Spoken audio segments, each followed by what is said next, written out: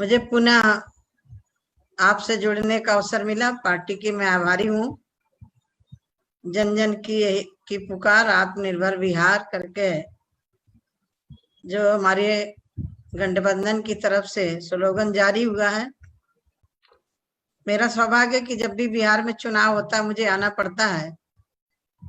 मंच पर उपस्थित हमारी उपाध्यक्ष जी धर्मशिला जी और मीडिया प्रभारी मंच का संचालन कर रही हैं, और बिहार प्रदेश से जुड़ी हुई सभी बहनों को मैं बहुत बहुत अभिनंदन करती हूँ। और बिहार एक ऐसी पावन धरा है, इतिहास भरा बिहार। भौगोलिक दृष्टि से देखें तो वहां बहुत कुछ है बिहार में। हम लोग इस चुनाव के समय पर, जबकि देश आत्मनिर्भर की ओर बढ़ रहा है, शायद मुझे लग रहा है कि जब मैं 15 साल पहले बिहार में जाने का कई बार अवसर मिला था, बिहार की पहले क्या स्थिति थी और आज के बिहार में क्या स्थिति है, बहुत बड़ा अंतर है। बिहार एक प्रगतिशील बिहार है। हमारे माननीय प्रधानमंत्री जी और बिहार के यशस्वी मुख्यमंत्री नीतीश कुमार जी ने दोनों ने संकल्प लिया है कि हम बिहार को आत्मनिर्भर बनाएंगे। आप सब लोगों ने देखा कि ये चुनाव कोरोना के संकट के दौर के समय पर हो रहा है, जब देश क्या कहूं, विश्व कहूं, जिस समय विश्व पूरा कोरोना के संकट से गुजर रहा था। क्योंकि आप हो सकता है कि 5 लोगों की टोली के साथ किसी न किसी विधानसभा में, किसी न किसी बूथ में, किसी न किसी गांव में जाएंगे। बहनों, आज मैं ये कह सकती हूँ कि हमारे पास हमने जो काम किए हैं, बहुत कुछ कहने के लिए है। विरोधियों के पास कोई काम नहीं है, हमारे पास बहुत है। यदि मैं 2014 से लेकर के 19 के बीच का देखूं, क्योंकि मैं उस मंत्रालय में हूं जिस मंत्रालय से प्रधानमंत्री सड़क योजना, आवास योजना, ऐसी बहुत सारी योजनाएं हैं जो सीधे मेरे मंत्रालय से जाती हैं। आप लोगों के पास ये जरूर नोट होना चाहिए कि पहले की सरकारों ने क्या किया है और हमारी सरकार ने क्या किया है। आपको मालूम होगा, जब 2015 में बिहार के चुनाव हुए थे, भारतीय जनता पार्टी वहां अकेले लड़ी थी और इन लोगों ने गठबंधन करके चुनाव लड़ा था। नीतीश कुमार जी चाहते हुए काम नहीं कर पा रहे थे। आपने देखा होगा कि लालू यादव की पार्टी के जितने भी गुंडे थे सब सड़क पर आ गए थे।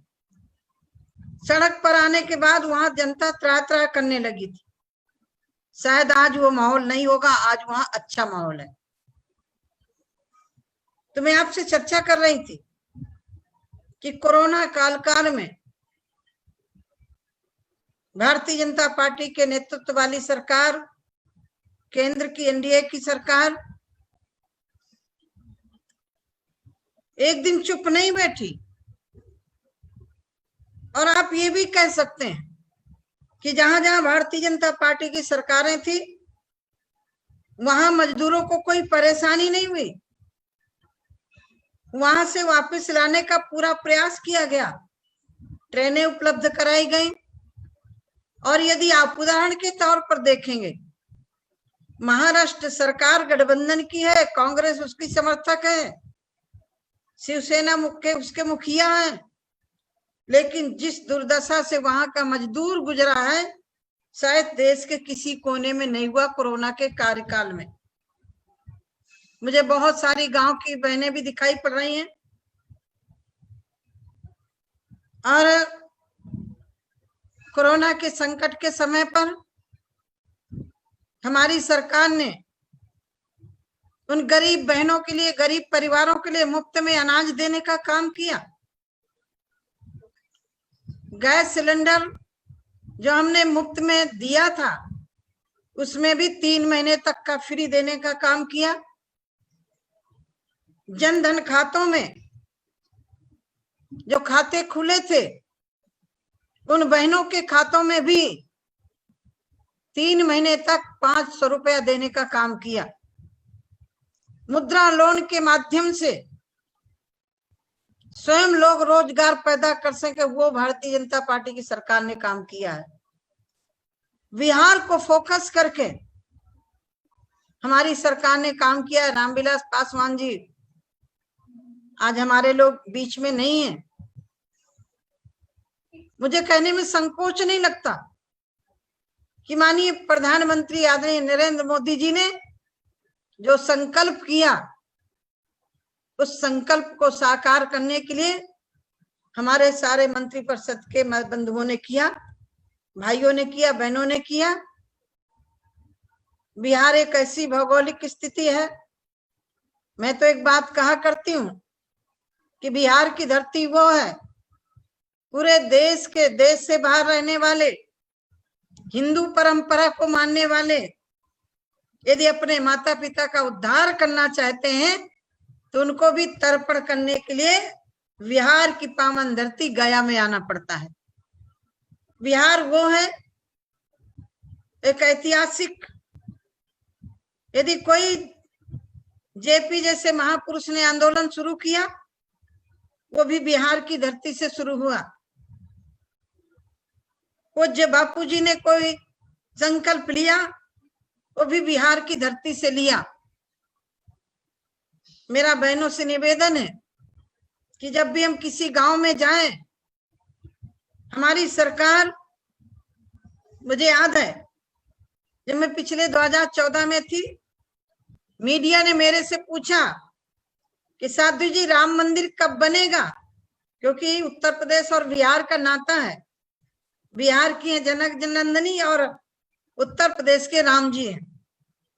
मेरे से मीडिया ने पूछा राम मंदिर कब बनेगा, और स्वयं उन्होंने कहा कि मंदिर वही बनाएंगे, तारीख नहीं बताएंगे। तो हमने कहा उनको, मीडिया के लोगों को हमने कहा मोदी है तो मुमकिन है। और आपने देखा होगा कि माननीय प्रधानमंत्री जी ने 5 अगस्त को, जिसके लिए आप सब लोग लगे रहे होंगे, आप सब ने आंदोलन किया होगा, आप सब लोगों के मन में होगा कि भगवान राम का भव्य मंदिर बने। भव्य मंदिर का शिलान्यास हो गया, वहां काम शुरू हो गया। बहुत सारी चुनौतियों भरा था। जब हम 14 में आए थे, देश आतंकवाद से जूझ रहा था। पटना में आतंकवादी घटना, लखनऊ में आतंकवादी घटनाएं, और कोई निश्चित जगह नहीं थी। लोग कहते थे, रेलवे स्टेशनों में सूचना होती थी कि लावारिस वस्तु को हाथ नहीं लगाना, क्योंकि आतंकवाद बहुत बुरी तरह भारत को जकड़ता चला जा रहा था। मेरी बहनों, माननीय प्रधानमंत्री जी के कुशल नेतृत्व के द्वारा सेना का आत्मबल बढ़ाया, और आप देख रहे हैं कि जो भी आतंकवादी सीमा पर घुसने का प्रयास करते हैं, सीमा पर ही उनको मार दिया जाता है। वही सेना है, वही नौजवान है। उनका बदला क्या? बदला जब मुखिया का जैसा मन होता है, मनोबल बढ़ा, हमारी सरकार ने छूट दे दी। बहुत सारे ऐसे इशू हैं जिनको आप सब लोगों ने सुना भी होगा, क्योंकि मैं राजनीति में जब आई तो मेरा विश्व हिंदू परिषद में थी, मेरा उद्देश्य था कि हम भगवान का भव्य मंदिर बनाएं, 370 धारा खत्म करें। और ये आप देख रहे हैं कि माननीय प्रधानमंत्री जी के होते हुए सारा का सारा काम सार्थक हो रहा है। बिहार के लोगों से आवेदन करती हूँ, निवेदन करती हूँ, ये आने वाला चुनाव आपके बिहार के विकास का चुनाव है, आपके बिहार के उन्नति का चुनाव है। माननीय नीतीश कुमार जी काम करने वाले व्यक्ति हैं। भारतीय जनता पार्टी के गठबंधन से जब अलग हुए, उनको स्वयं महसूस हुआ कि जिस गठबंधन से हमने गठबंधन किया वो काम ही नहीं करने देना, इसीलिए भारतीय जनता पार्टी के साथ वो आए। 2019 का चुनाव लड़ा गया और बिहार से आपने देखा होगा कि सारी पार्टियां वहां से साफ हो गई। और मुझे उम्मीद है कि हम इस चुनाव में भी कामयाब होंगे। 3/3 बहुमत से बिहार में सरकार बनेगी। इसके लिए बहुत सारे लोग गुमराह करेंगे कि मोदी जी ने क्या किया, नीतीश जी ने क्या दिया। इसके लिए हमारे हाथ में पर्चा होना चाहिए। शायद देश के अंदर जिस तरह से महामारी आई थी, माननीय प्रधानमंत्री जैसे, नरेंद्र मोदी जैसे व्यक्तित्व तो नहीं होते तो देश का क्या होता, ये मैं आपसे कह नहीं सकती हूँ। इस संकट की घड़ी में हमने गरीबों के लिए फ्री में राशन दिया। मुझे मालूम है कि इसके पहले बिहार में राशन तो जाता था, लेकिन राशन जिसको मिलना चाहिए उसको नहीं मिलता था। ठेकेदार ले जाते थे और अपना धंधा चलाते थे। लेकिन जब से केंद्र में मोदी जी की सरकार, बिहार में नीतीश जी के गठबंधन की सरकार, क्योंकि मुझे अभी कई अवसरों पर बिहार सरकार के मंत्रियों से बात करने का अवसर मिला कोरोना काल में। मैं आपसे एक बात और पूछना चाहती हूँ। मनरेगा पहले भी था, मनरेगा का काम पहले भी था, लेकिन पहले मनरेगा का पैसा ठेकेदारों की जेब में जाता था। ये पहली सरकार है जिसने गरीबों को काम दिया है। हमारे पास मुद्दे होने चाहिए, आप नोट कर लीजिए। हमने इस कोरोना के संकट की घड़ी में क्या क्या दिया। फ्री में अनाज दिया, फ्री में गैस सिलेंडर दिया, वृद्धा पेंशन, विधवा पेंशन, ये पैसा दिया, जनधन खाते में पैसा दिया, आवास दिया। पहले कभी एक आध घर किसी को गांव में इंदिरा आवास के नाम से मिल जाते थे, वो घर में उत्सव मनाता था। आज मैं कह सकती हूँ कि 2011 की सूची के आधार पर भारत सरकार ने गरीबों को मकान देने का काम किया है और बिहार में बहुत बड़ी तादाद में हुए हैं। बिहार में कितने आवास गए हैं, सूची आप चाहेंगे तो वो सूची भी आपको उपलब्ध हो जाएगी कि 2014 के पहले केंद्र की सरकार के द्वारा क्या हो रहा था और आज हमारे माननीय प्रधानमंत्री जी के नेतृत्व वाली सरकार किस तेज गति से काम कर रही है। हमारी सरकार का लक्ष्य है, जो श्रद्धेय पूर्व प्रधानमंत्री अटल बिहारी वाजपेयी जी की सोच, पंडित दीनदयाल जी की सोच, अंत्योदय का लक्ष्य, जब तक अंतिम व्यक्ति तक विकास की किरण नहीं पहुंचती तब तक देश विकसित नहीं हो सकता, आत्मनिर्भर नहीं हो सकता। इसी कारण से माननीय प्रधानमंत्री जी ने गांव पर फोकस किया। श्रम विभाग में इतना क्रांतिकारी परिवर्तन हुआ।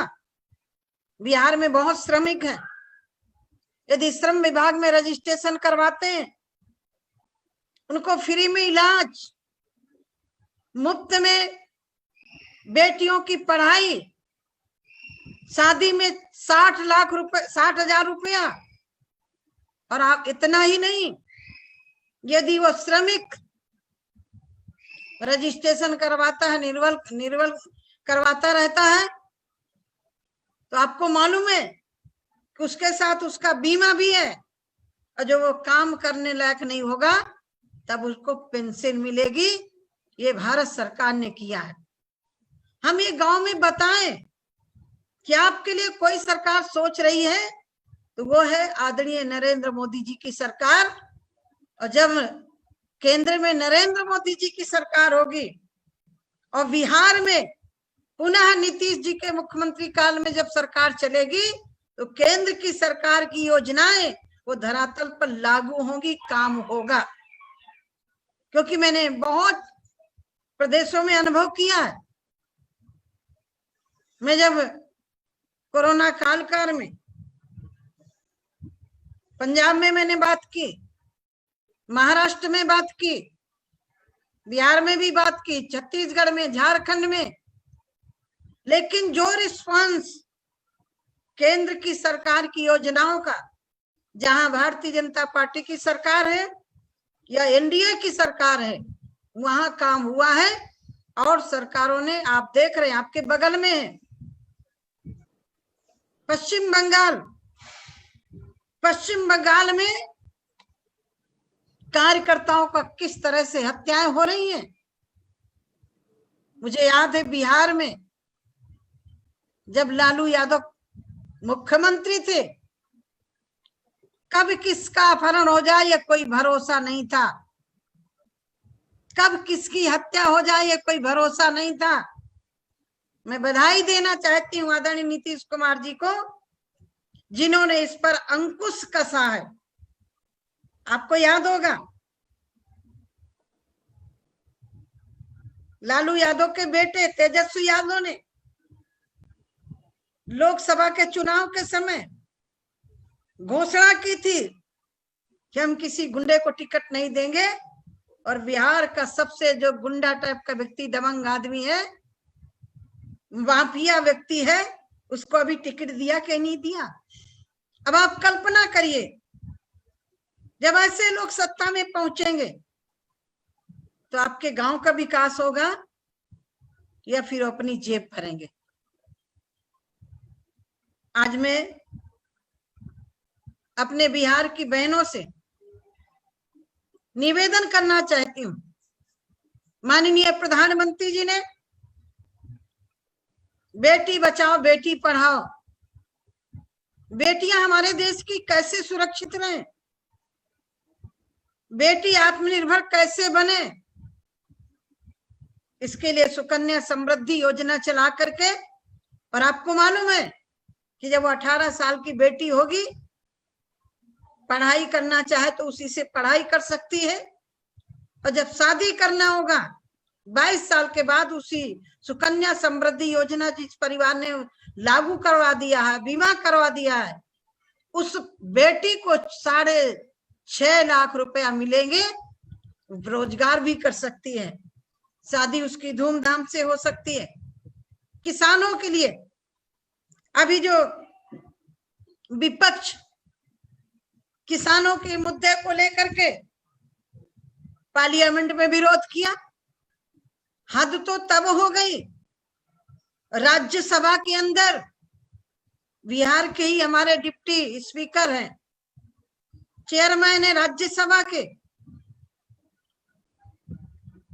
इस बिल के जब बिल पारित हो रहा था, उस समय विपक्ष ने हाथ उठा लिया, माइक तोड़ दिए। मेरी आवाज जितने लोग सुन रहे हैं, ये कृषि बिल किसानों को फायदा देने वाला है। बिहार में मान लो मखाना होता है और यदि वहां कोई लोकल खरीदेगा तो सस्ते में खरीदेगा ना, पैदा करने वाले को क्या मिलेगा।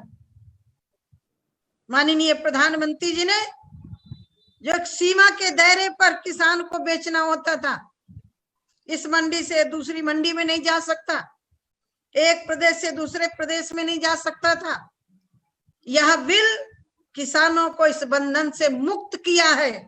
किसान फ्री है, जहां उसको अधिक लाभ मिल रहा हो, जहां अधिक उसकी फसल की लागत मिल रही हो, किसान वहां जाकर के बेच सकता है।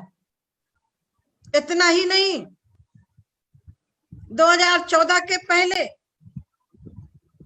किसान खाद लेने जाता था, उसको लाठियां मिलती थी, लेकिन माननीय प्रधानमंत्री आदरणीय नरेंद्र मोदी जी के इच्छा शक्ति के बल पर नीम कोटित करके यूरिया को भी ब्लैक से रोका, जो ब्लैक मेल में जा रही थी, ब्लैकिंग हो रही थी, अब किसान के काम आ रही है। फसल बीमा योजना, पहले 50% नुकसान होता था तो ही उसको फसल का बीमा मिल पाता था। माननीय प्रधानमंत्री जी ने यदि 30% भी नुकसान होता है तो उसमें भी पूरा किसान को मिलेगा। हम लोग क्योंकि बड़ी रैली वहां नहीं कर सकते, जा नहीं सकते बड़े संख्या में, लेकिन जब आप गांव में जाइए, किसानों के लिए, गरीबों के लिए, मजदूरों के लिए, व्यापारियों के लिए कोई भी ऐसा समूह नहीं है जिसके लिए काम नहीं किया। मेरे मंत्रालय से इस समूह की बहनों का काम होता है। बहुत बड़ा समूह है बिहार में महिलाओं का। उन समूहों से आप जाकर के मिलिए कि पहले की सरकार में आपको क्या मदद मिलती थी, अब क्या मिल रही है। मैं बिहार की समूह की बहनों का अभिनंदन करना चाहती हूँ कि कोरोना काल में मास्क बना करके वितरण किया, किचन चला करके काम किया। मेरा अभिनंदन है उन बहनों का, और मेरे से जुड़ी हुई जो बहनें हैं उनसे निवेदन करूंगी कि समूह की बहनों से जरूर मिलना। हम उनको ताकत दे रहे हैं, भारत सरकार उनको ताकत दे रही है, प्रदेश सरकार भी दे रही है, हम और उनको सशक्त बना सके। और मैं तो एक ही बात कहा करती हूं कि जिस देश में नारी का सम्मान होता है, 2 कारण है।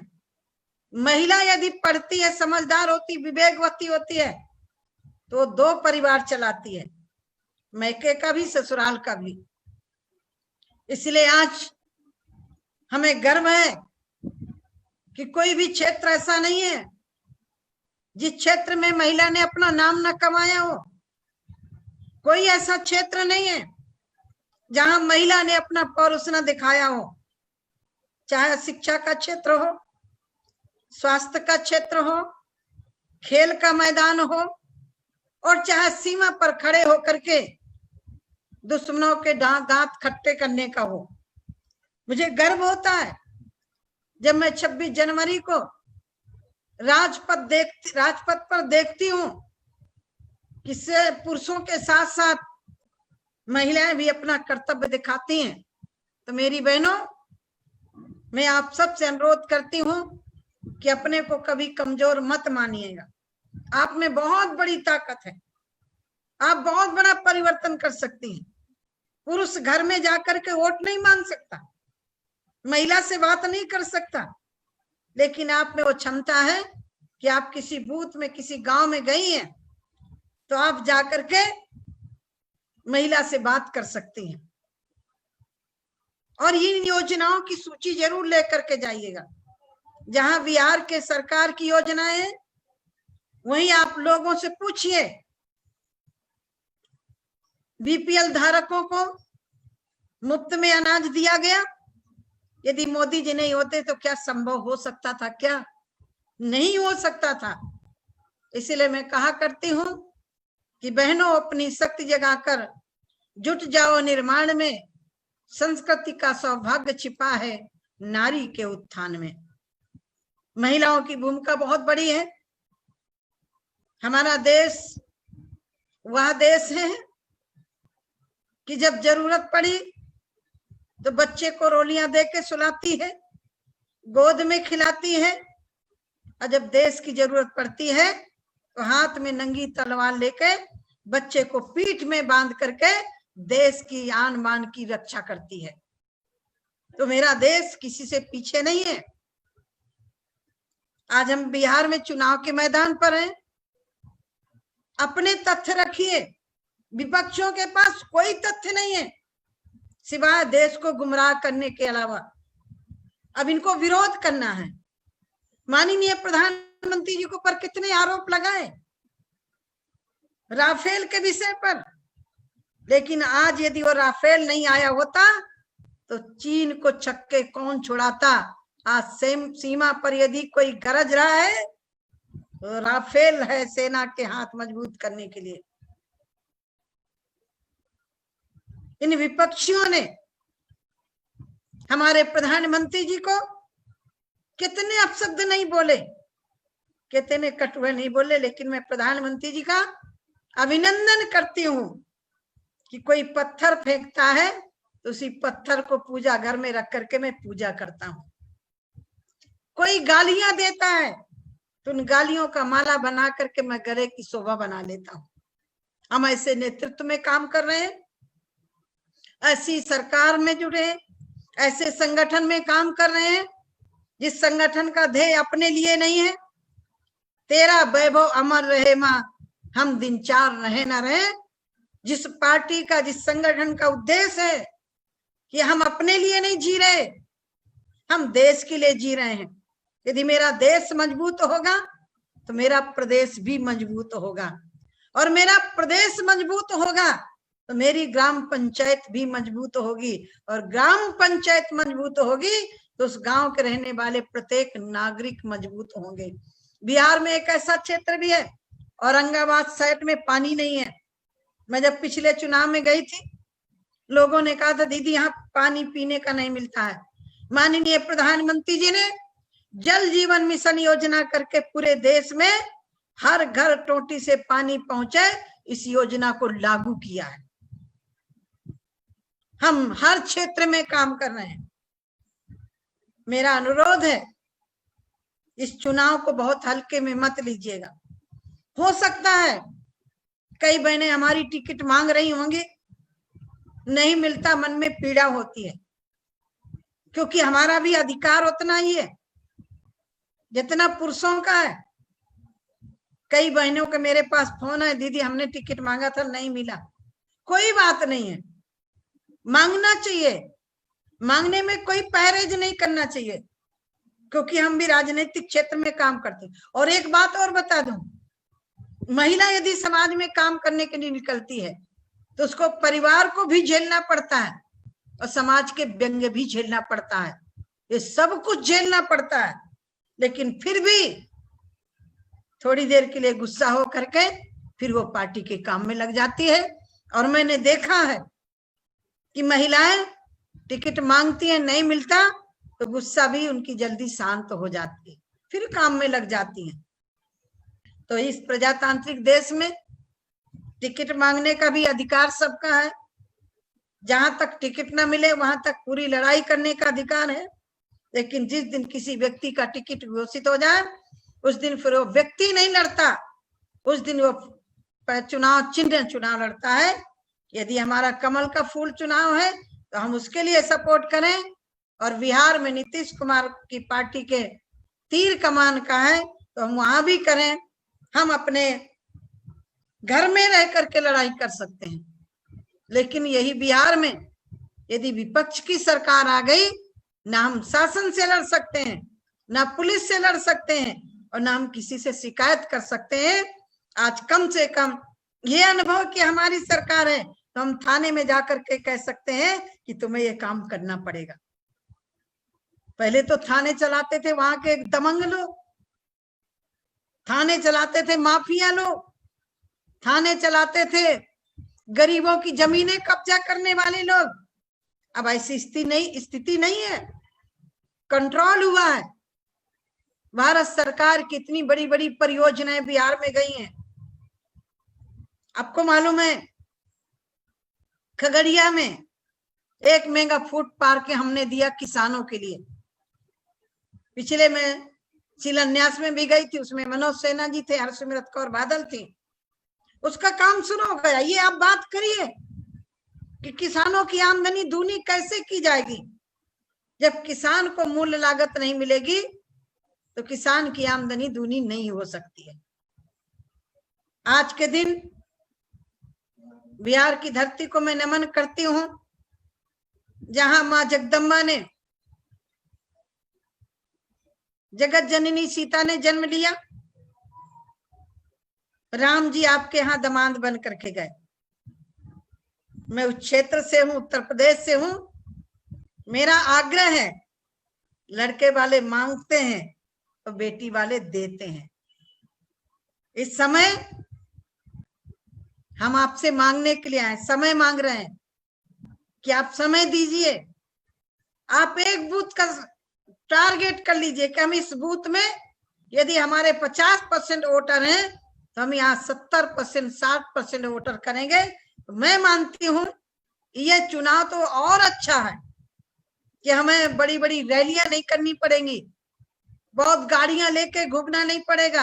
हम एक एक बूथ को टारगेट कर लें और उस बूथ में तय कर लें जहां हमारा ए नंबर का बूथ है, जहां हम अच्छे खासों से बूथों में जीते हैं, कोशिश करें कि और वोट बढ़े। और जहां हमारा बी नंबर बूथ है उसको और वोट बढ़ाएं। और जहां सी है हम बहुत पीछे रहे हैं, कोशिश करें कि हम वहां बराबरी में आकर के वोट डलवाएं। तो मैं तो कहती हूँ बूथ जीता तो सरकार बनी, और बूथ नहीं जीता तो सरकार नहीं बनी। तो बूथों में भी काम करें। मैं हो सकता है कि बिहार चुनाव के दौरान मुझे एक आध बार वहां आने का अवसर मिले। मैं आप सबसे इतने निवेदन करती हूँ कि इस चुनाव को बहुत गंभीरता से लेने की जरूरत है। ये एक तरह से बिहार के विकास के लिए, जो चल रहा विकास, उसको गति देने के लिए। और यदि सरकार नहीं बनी तो जो बिहार में विकास हो रहा है, पहले लोग कहते थे गड्ढे में सड़क है या गड्ढे में सड़क है, पता ही नहीं चलता था। सड़कों के नाम से पैसा जाता था, वो सब भूमाफियाओं की जेब में जाता था। सरकार की गलत नीतियों के कारण चारा घोटाला, जब पशु का चारा भी घोटाला कर जाए तो फिर देश के विकास का पैसा कैसे बच सकता है। तो मेरा अनुरोध है कि आज के इस कार्यक्रम में पूरे प्रदेश से मेरी मातृशक्ति जुड़ी हुई है। कुछ काम करो, कुछ काम करो, जग में रहकर निज नाम करो। ये जन्म हुआ किस अर्थ हो, समझो जिससे व्यर्थ न हो। कुछ तो उपयुक्त करो तन को, नर हो न निराश करो मन को। यहाँ जिस दिन हम ठान लेंगे, मैं एक बात आपके बिहार महिला प्रदेश के कार्यक्रम में आई थी, मैंने एक बात कही थी, आज फिर दोहरा रही हूँ। यदि तुम ठान लो तारे गगन के तोड़ सकती हो, यदि तुम ठान लो विश्व के इतिहास में एक नव अध्याय भी तुम जोड़ सकती हो, तो जिस बूथ को आप अपनी गोद ले लेंगे, मेरा मानना है कि वो बूथ जीतेंगे। और मैं जहां से सांसद बनी हूं, आपको बता दूं, 2% मुझे महिलाओं का वोट ज्यादा मिला है।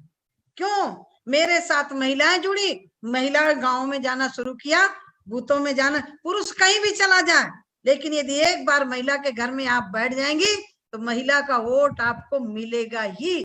महिला यदि एक बार हाँ कर देती है, वो कभी अपने वचन से मुकरती नहीं है। तो हम कोशिश करें कि हम गांवों में जाएं, बूथों में जाएं, और इस चुनाव को आत्मनिर्भर भारत, आत्मनिर्भर बिहार बनाने के लिए इस बिहार के चुनाव को ताकत से लड़ना है, मजबूती से लड़ना है। और जब तक वोटिंग नहीं हो जाती तब तक हम चैन नहीं लेंगे। हनुमान जी ने कहा था, राम काज कीन्हे बिन मोय कहाँ विश्राम। हनुमान समुद्र जैसे विशाल सागर को लांद करके लंका जा सकते हैं। लंका में रावण को चुनौती दे करके मां सीता की खबर लेके वापिस आ सकते हैं। लंका में विभीषण मिल सकता है। तो मेरा अनुरोध है कि हमें मालूम है, मैं आपको एक उदाहरण बता रही हूँ। मैं 2002 का चुनाव लड़ रही थी। मैं वोट मांगने गांव में गई तो ऊपर देखा नीला झंडा लगा बसपा का। लोगों ने कहा दीदी ये बसपाई घर है, यहाँ वोट नहीं मिलेगा। मैंने कहा मैं जाऊंगी। मैं घर में गई, बूढ़ी माता थी। मैंने उससे वोट की बात नहीं की। चने का साग, ज्वार की रोटी रखी, मैंने आधी रोटी उठाई और साग रखा था उसको खा लिया। मैं इतना करके चली आई। आप कल्पना करिए कि जब वो महिला, वो बुजुर्ग महिला वोट डालने गई ना, वो बसपा के बूथ में नहीं गई। वो पूछ रही थी कि भारतीय जनता पार्टी का बस्ता कहाँ है, क्योंकि मुझे भारतीय जनता पार्टी को वोट देना है। दोबारा 2007 में वही परिवार अपने पति को मना करके ले आई। 2012 के चुनाव में, विधानसभा के चुनाव में पूरा का पूरा परिवार मेरे साथ खड़ा हो गया। और साथ ही नहीं खड़ा हुआ, वो परिवार चुनाव प्रचार के लिए निकल गया। तो कई बार हमारी गलत फहमी होती है। कई बच्चे झंडा लगा देते हैं। हो सकता है कि पुरुष किसी पार्टी का हो, लेकिन यदि हम महिला के साथ आत्मीय संबंध बना लेंगे तो महिला हमारे साथ जुड़ेगी। बस इतना ही निवेदन करती हूँ कि बिहार आप लोगों के बल पर है, मात्र शक्ति की ताकत के बल पर है। चुनाव जीते, यही मेरी शुभकामना है। और आप लोग स्वस्थ रहें। कोरोना को ध्यान में रखते हुए कहीं भी भीड़ लगा करके नहीं, आप 4-4, 5-5 लोगों का ग्रुप बना करके जाइए और घरों में जाइए, वोट मांगिए। क्योंकि बिहार के लोगों को बताइए, सूची आपको मिल जाएगी कि केंद्र सरकार ने क्या किया, वो आपके पास होगा। हमारा आगे हमारी योजना क्या है वो भी आपके पास होगा कि हम अभी तक हमने क्या किया है, आगे क्या करने वाले हैं, ये आपके पास सब कुछ उपलब्ध होगा। उन पर्चों को लेकर के जाइए, उन मुद्दों को लेकर के जाइए और महिलाओं को जरूर पूछिएगा। बिहार में कुछ एरिया है, पूर्णिया, अररिया, जहां पानी भरा रहता है। मैं पिछले पूर्णिया में थी, मैंने माताओं से पूछा रोटी कैसे बनाती हो, बोली बरसात में हमें बहुत दिक्कत होती है। उन बहनों से पूछना, सूची उठा के लेके जाना। उज्ज्वला के अंतर्गत जब गैस चूल्हा मिला तो आज उस महिला को न लकड़ी ढूंढना पड़ता है, न बरसात की चिंता होती है और न उसको परेशानी होती कि लकड़ी कहाँ से लाएंगे। बरसात के सीजन में झोपड़ी में रहने वाले व्यक्ति को यदि जब मकान मिलता है, उसको मकान मिल गया, स्वच्छता के शौचालय मिल गया, उसको उज्ज्वला के तहत गैस सिलेंडर मिल गया, बीमारी के लिए आयुष्मान कार्ड मिल गया, किसान क्रेडिट कार्ड मिल गया, किसान के लिए भी मिल गया। तो मैं मानती हूँ कि हमारे पास जनता के बीच में कहने के लिए बहुत कुछ है और उनके पास कुछ भी नहीं है सिवाय विरोध के। और मैं तो कहती हूँ जितना तुम मोदी जी का विरोध करोगे उतना ही भारतीय जनता पार्टी सशक्त होगी, क्योंकि तुम्हारे पास कोई मुद्दे नहीं है। हम जमीन में काम कर रहे हैं। सीमा की यदि बात करूं तो सीमा हमारे देश की सुरक्षित है, नौजवानों के हाथ खुले हैं। देश में लाल बहादुर शास्त्री ने नारा दिया था, जय जवान जय किसान, उसी दिशा पर हमारी सरकार काम कर रही है। मैं आपका पुनः अभिनंदन करती हूँ कि आपने मुझे अपने बीच में जोड़ने का अवसर दिया। मैं मंचस्थ और मुझे भाई लोग भी दिखाई पड़ रहे हैं, उनसे अनुरोध है कि आप तो निकलते हैं लेकिन बहनों को मजबूत बनाइए। अब जब घर की गृहिणी मजबूत होगी तो घर भी मजबूत होगा, पड़ोस भी मजबूत होगा, गांव भी मजबूत होगा, प्रदेश भी मजबूत होगा, देश भी मजबूत होगा। जय भारत, जय श्री राम।